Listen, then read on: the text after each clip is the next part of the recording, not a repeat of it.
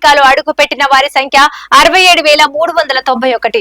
అయితే అందులో గుజరాత్ వాసులు 41,330 మంది. ఈ విధంగా దొడ్డిదారిన ఖండాలు దాటి అమెరికాలో ప్రవేశించడం అంటే ఆషామాషి కాదు. డింగుజా గ్రామం నుండి కెనడా సరిహద్దుల్లో గుండా అమెరికాలో ప్రవేశించేందుకు ప్రయత్నించిన జగదీష్ పటేల్, అతని భార్య, 2 పిల్లలు మంచువానకు దాదాపు సజీవ సమాధి అయినంత పనైంది. గుజరాతీయులు ఆఫ్రికా నుండి అమెరికా వరకు బతుకు తెరువు కోసం వెళ్లటం కొత్తేమీ కాదు. ఈ కాలంలో రాష్ట్రం కూడా సంపన్న రాష్ట్రమైంది. దేశానికే ఆదర్శ రాష్ట్రంగా ప్రచారము జరుగుతోంది. ఏ రాష్ట్రంలోనూ లేనంతగా గుజరాత్ లో తలసరి ఆదాయము 181,963. జాతీయ సగటు తలసరి ఆదాయం 99,404 రూపాయలతో పోలిస్తే దాదాపు రెట్టింపు.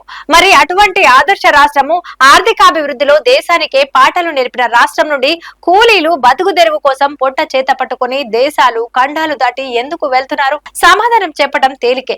గుజరాత్ లో ఎంతమంది కుబేర్లున్నారో అంతకన్నా వేల రెట్లు బికార్లున్నారు. మరి పని చేయటానికి చేతి నిండా పని కల్పించలేకపోతుంది రాష్ట్ర ప్రభుత్వం. రాష్ట్రంలో ఆర్థిక వ్యవస్థ పెరుగుతున్న వేగానికి అనుగుణంగా ఉపాధి కల్పన జరగటం లేదు. ఉన్న ఉద్యోగాలైనా కార్మికులు కడుపు నింపేవిగా ఉన్నాయా అంటే అది లేదు. ఉత్పత్తికి అవసరమైన శ్రమ రాను రాను సంఘటిత రూపం వదిలి అసంఘటిత రూపం తీసుకుంటోంది.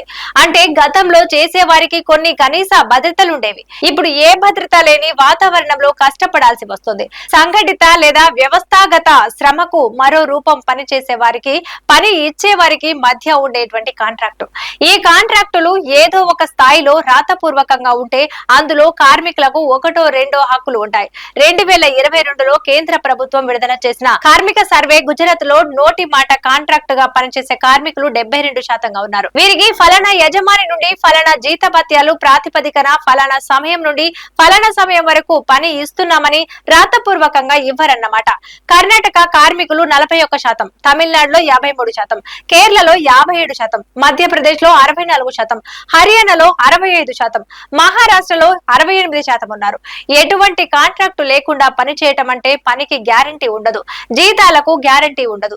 దీన్నే వ్యవస్థాగత శ్రమశక్తి అసంఘటిత శ్రమశక్తిగా మార్చడం అంటారు. అయితే సాధారణ భాషలో చెప్పుకోవాలంటే కార్మికులను, ఉద్యోగులను భద్రత కలిగిన ఉద్యోగాలను తొలగించి భద్రత లేని అడ్డమీది కూలీలుగా మార్చడం. క్యాజువల్ కార్మికుల సగటు వేతనం జాతీయ స్థాయిలో రోజుకు 433 రూపాయలు. కానీ గుజరాత్ లో మాత్రము కేవలం 375 రూపాయలే.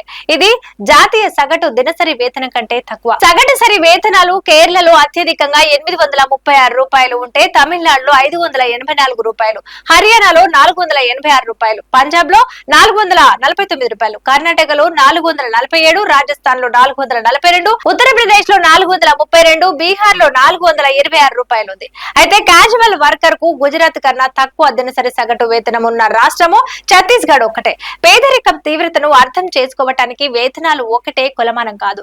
గుజరాత్ లో పట్టణ గ్రామీణ ప్రజల నెలసరి కుటుంబ ఖర్చులు ఆ రాష్ట్రంలోని పేదరికం తీవ్రతను మరింత కొట్టొచ్చినట్లు చూపిస్తాయి. జాతీయ నమూనా సర్వే సంస్థ 2022-23 సంవత్సరానికి చేసిన అధ్యయనం ప్రకారం గుజరాత్ లో గ్రామీణ ప్రజలు నెలకు 3,798 రూపాయల కంటే మించి ఖర్చు పెట్టే స్థితిలో లేరు. పట్టణ ప్రాంతం ప్రజల నెలసరి ఖర్చు కేవలము 6,621 రూపాయలు మాత్రమే. అయితే తమిళనాడు గ్రామీణ ప్రాంత ప్రజలు 5,130 రూపాయలు నెలసరి ఖర్చుతో జీవితము వెళ్లదీస్తుంటే పట్టణ ప్రాంత ప్రజలు నెలసరి ఖర్చు 7,666, కేరళలో 5,924, 7,707 రూపాయలు, ఆంధ్రప్రదేశ్ లో గ్రామీణ ప్రజల నెలసరి ఖర్చు 4,870 రూపాయలు. అయితే పట్టణ ప్రాంత ప్రజల నెలసరి ఖర్చు 6,872 రూపాయలు. హర్యానాలో 4,859, 7,911, మహారాష్ట్రలో 4,010 రూపాయలు, 6,657 రూపాయలుగా ఉంది. పేదరికాన్ని మరింత సమగ్రంగా అర్థం చేసుకోవడానికి ఐక్యరాజ్య సమితి బహుముఖ దారిద్ర్య సూచిని రూపొందించింది. ఈ సూచిక కేవలం ఒక కుటుంబం నెలకు చేసే ఖర్చుతో పాటు కుటుంబంలో విద్య, వైద్యం కోసం పెడుతున్న ఖర్చులు కూడా లెక్కలోకి తీసుకుంటుంది. వీటన్నింటినీ కలిపి చూస్తే గుజరాత్ ఈ సూచికల్లో అత్యంత దిగువ స్థాయిలో ఉంది. గుజరాత్, బెంగాల్ దురవస్థ విషయంలో పోటీ పడుతున్నాయి. మిగిలిన రాష్ట్రాల్లో పేదల పరిస్థితి రాష్ట్రాల కంటే ఎంతో కొంత మెరుగ్గానే ఉంది. అయితే గుజరాత్ లో ఆహార భద్రత లేని కుటుంబాలు రాష్ట్ర జనాభాలో 38% ఉన్నాయి. అయితే గుజరాత్ కంటే ఎక్కువ మంది ఆకలితో ఉన్న రాష్ట్రాలు బీహారు, జార్ఖండ్ లు మాత్రమే. దేశంలోనే అత్యధిక తలసరి ఆదాయం ఉన్న రాష్ట్రంలో అత్యంత కటిక దారిద్ర్యం ఎలా పేరుకుపోతుంది? ఈ కటిక దారిద్ర్యాన్ని అధిగమించే ప్రయత్నంలోనే ప్రజలు ఎంతో కొంత మెరుగైన జీవితాలు ఆశించి అక్రమ మార్గాల్లోనో సక్రమ మార్గాల్లోనో ఇతర దేశాలకు వెళ్లి బతకటానికి సిద్ధమవుతున్నారు. అయితే అయితే అమెరికాలో అక్రమంగా ప్రవేశించిన 42,000 గుజరాతీయులు ఈ కోవకు చెందిన వారే.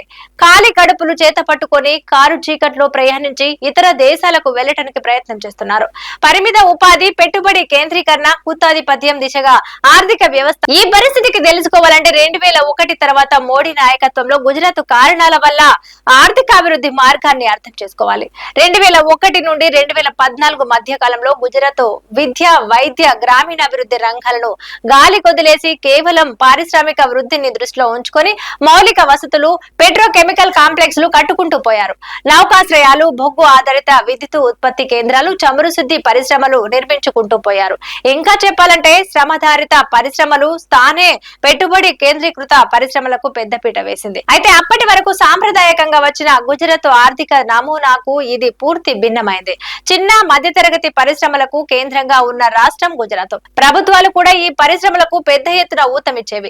1990 దశకం నాటికి కూడా చిన్న మధ్య తరహా పరిశ్రమల కేంద్రంగానే ఉంది.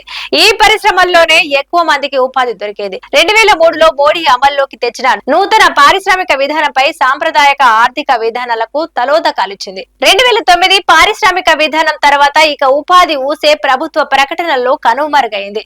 రాష్ట్రంలోని పారిశ్రామిక వాడల్లో భారీ పెట్టుబడులు పెట్టేందుకు అవసరమైన చట్టపరమైన అడ్డంకులు తొలగించే లక్ష్యంతో గుజరాత్ ప్రత్యేక ఆర్థిక మండల చట్టాన్ని మోడీ ప్రభుత్వం ఆమోదించింది. ప్రపంచ స్థాయి సౌకర్యాలు కల్పించడమే ఈ చట్ట లక్ష్యం. కనుకనే విదేశాల నుండి కూడా పెట్టుబడులు ఆకర్షించేందుకు అనువైన రాష్ట్రంగా గుజరాత్ ను రూపొందించింది. 2009లో దేశంలో రూపొందించబడింది పారిశ్రామిక విధాన సారాంశం. $3 బిలియన్ విలువైన పరిశ్రమల మొదలు $10 బిలియన్ విలువైన పరిశ్రమలను రాష్ట్రానికి ఆకర్షించాలన్నది మోడీ లక్ష్యం. ఈ ప్రాజెక్టుల ద్వారా ప్రభుత్వం కల్పించుకున్న ఉపాధి అవకాశాలు కేవలం 2,000, అంటే 5 లక్షల పెట్టుబడికి ఒక ఉద్యోగం అన్నట్టు. ఈ విధానం ద్వారా శ్రమాధారిత ఆర్థిక వ్యవస్థ స్థానే పెట్టుబడి కేంద్రీకృత ఆర్థిక వ్యవస్థకు మోడీ పాలనలో పునాదులు పడ్డాయి. ఆ స్థాయి పరిశ్రమలు ఆహ్వానించాలంటే వాళ్ళు అడిగినంత భూమి, అడిగిన శిక్షణలో అందజేయాలన్నది 2009 నాటికి మోడీ విధానంగా ఉంది. ప్రత్యేక ఆర్థిక మండళ్ల కోసం లేదా ప్రైవేటు పరిశ్రమాధిపతులకు అమ్మటం లేదా 99 ఏళ్లకు లీజుకివ్వటానికి వీలుగా చట్టాలు, నియమాలు రూపొందించిన మోడీ ప్రభువు నూతన పారిశ్రామిక విధానం రైతాంగంతో పాటు కార్మికులను కూడా దెబ్బతీసింది. 1990 దశకం వరకు ప్రభుత్వం నుండి సహాయ సహకారాలు పొందాలంటే ప్రతి పరిశ్రమ కనీసము 100 మంది శాశ్వత ఉద్యోగులను నియమించుకోవాలన్న నిబంధన ఉండేది. మోడీ హయాం వచ్చేసరికి ఈ నిబంధన రద్దు చేసి 100 మందికి పని చూపిస్తే చాలు అన్న కొత్త నిబంధన అమలులోకి వచ్చింది. గుజరాత్ ప్రభుత్వం అమలు చేసిన నూతన పారిశ్రామిక విధానం పిడికేడు మంది పారిశ్రామికవేత్తలకు, గుత్తాధిపతులకు మేలు చేసింది. గ్రామీణ పేదలు, రైతాంగం, కార్మికులకు తీరని అన్యాయం చేసింది.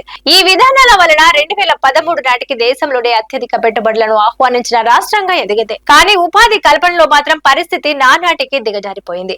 ఏతావాత చూస్తే ఉపాధి సహిత పారిశ్రామిక విధానం కాస్త ఉపాధి రహిత పారిశ్రామిక ఉత్పత్తి విధానంగాను, కార్మికుల ఆకలి తీర్చే పారిశ్రామిక విధానం స్థానంలో పెట్టుబడిదారుల లాభార్తి తీర్చే పారిశ్రామిక విధానంగాను మారింది. ఈ కోణంలో తమిళనాడు మెరుగైన పరిస్థితుల్లో ఉంది.